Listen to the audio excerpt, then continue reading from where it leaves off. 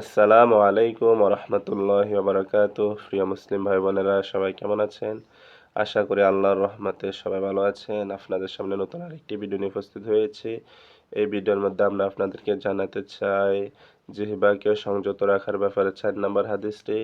এই হাদিসটি অত্যন্ত খুবই জরুরি, আমরা সবাই মনোযোগ দিয়ে শুনবো। হাদিসটি হযরত আব্দুল্লাহ ইবনে ওমর রাদিয়াল্লাহু তাআলা আনহু বর্ণনা করেছেন। তিনি বলেন, ক্বালা রাসূলুল্লাহ সাল্লাল্লাহু আলাইহি ওয়াসাল্লাম, আইয়ুমা রাজুলিন ক্বালা লিআখিহি কাফিরুন ফাকাদ বাআ বিহা আহাদুহুমা।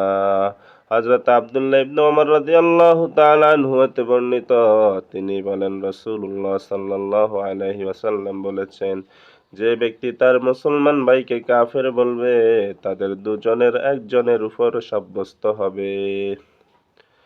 এজন্য আমরা অপর মুসলমান ভাইকে কাফের বলা থেকে, মুশরিক বলা থেকে, বেঈমান বলা থেকে নিজের জিহ্বাকে হেফাজত করব।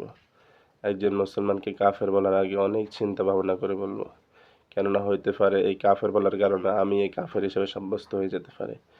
মোট কথা হচ্ছে, আমার এই জিহ্বাকে যে কথাই বলি না কেন খুব চিন্তা ফিকির করে বলতে হবে। আল্লাহ পাক আমাদের সকলকে জিহ্বার গুনাহ থেকে হেফাজত করুক। সবাই ভালো থাকবেন। আল্লাহ হাফেজ। আসসালামু আলাইকুম ওয়া রাহমাতুল্লাহ।